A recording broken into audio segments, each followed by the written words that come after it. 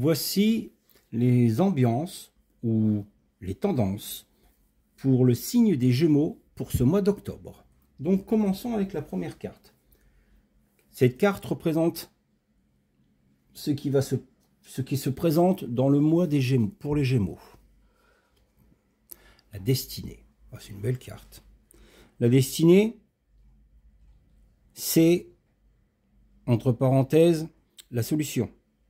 La clé qui vous permet, on va dire, de choisir, d'avancer ou de fermer, d'ouvrir ou de fermer, pardon, la porte à ce qui vous entoure. Bref, vous avez la clé en main pour faire ce que vous souhaitez. Soit pour continuer, soit pour clore quelque chose. Pour ouvrir les choses, ou soit pour fermer les choses. C'est à vous, après, de décider ce que vous voulez faire de cette, on va dire, opportunité qui vous est offerte. D'accord? Généralement, la destinée est une solution, mais c'est aussi le destin. C'est la liberté. Et c'est aussi le tournant. Donc, ce que vous choisissez de faire. Maintenant, arrivons à la deuxième carte. La carte de l'homme. Intéressant. Donc, la carte numéro 2 nous dit, enfin, en deuxième emplacement, cela nous dit, que va-t-elle m'apprendre? Et on a l'étoile de l'homme. L'étoile de l'homme, c'est déjà quelqu'un qui est confiant, quelqu'un qui est actif, quelqu'un qui a la force nécessaire de pouvoir mener à fin ses ambitions et ses projets. Donc, vu que vous avez déjà la carte de destinée, 1 en plus 2 qui suit, automatiquement, vous avez la force et le pouvoir de décision de faire ce que vous, on va dire, aurez envie de faire. D'accord? Si, par exemple, vous voulez, je vais vous dire ça, chercher un travail, les portes, vous avez juste à les ouvrir. Si vous cherchez une partenaire, la clé vous permet d'ouvrir le cœur des personnes. La seule chose que vous avez à faire, c'est de mettre l'action, d'où cette carte, pour pouvoir utiliser cette fameuse opportunité. Arrivons-en à la troisième, parce que c'est vrai que Gémeaux. Donc la troisième carte, c'est comment me connecter davantage à moi-même. La passion, donc faire ce qui est, on va dire, dans votre cœur. D'accord? Voilà. Si vous êtes par exemple une personne, voilà, qui...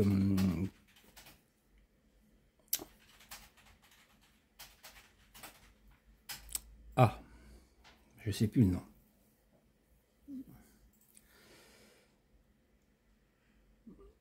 Qui avait la fougue, voilà. Qui avait une fougue, voilà, une fougue générale, en fait.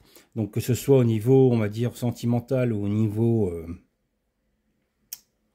professionnel, automatiquement, ce sentiment, par rapport aux deux premières cartes, vous permettra, on va dire, de mener à bien cette fougue, d'accord? Cette fierté, cette chose, ce sentiment puissant et obsédant que vous avez en vous.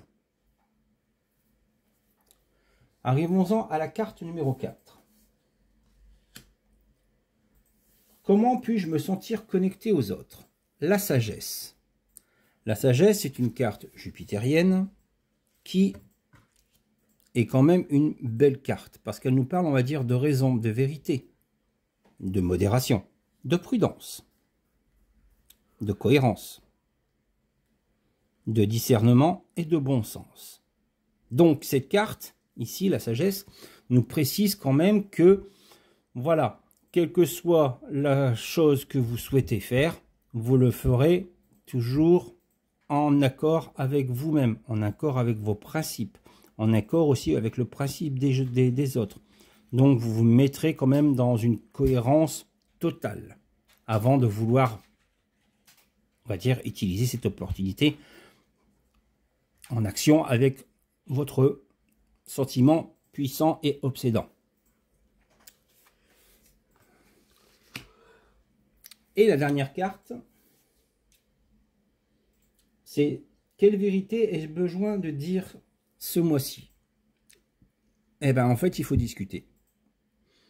Il ne faut pas hésiter à dire ce que vous avez en tête, mais toujours avec sagesse et modération. Je le précise, parce que même si après vous avez la fougue derrière, être trop brutal dans les discussions, c'est pas bon. Mais la sagesse dans les discussions, avec, on va dire, certaines formes de fougue, ça pourrait même être quelque peu séducteur. On va dire ça comme ça. Donc, sur l'aspect général, c'est aussi bien professionnel que sentimental. Mais je vais être franc avec vous, mes amis Gémeaux, c'est quand même plus sentimental que professionnel. Mais dans l'ensemble, les deux se lient, comme pour les deux autres signes qui les ont précédés. Que dire d'autre?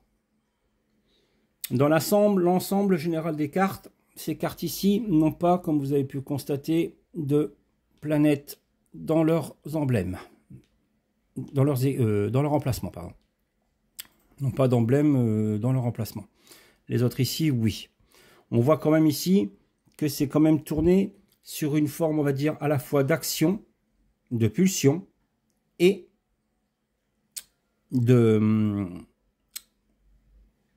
d'énergie expansive.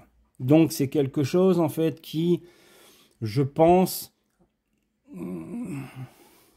est déjà, on va dire, un projet ou une attente déjà depuis un certain temps.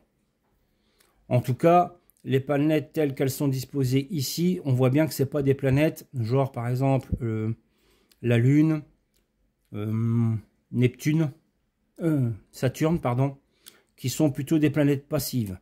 Là, on voit quand même des belles planètes qui sont, voilà, l'énergie, le feu, l'énergie, l'action.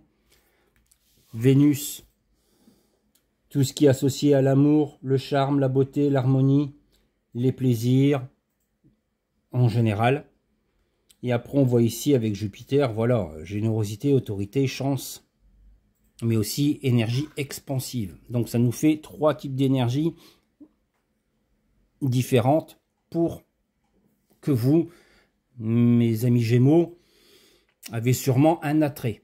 En tout cas, si ce n'est pas toutes, au minimum une des 3. Moi, ce que je pense. Voilà. Moi, sur ce, je vous laisse. N'hésitez pas à me laisser un commentaire, à vous abonner, à liker si ça vous a plu. Et moi, je poursuis donc avec le signe des cancers, normalement. Oui, c'est ça, cancer. Passez une bonne journée.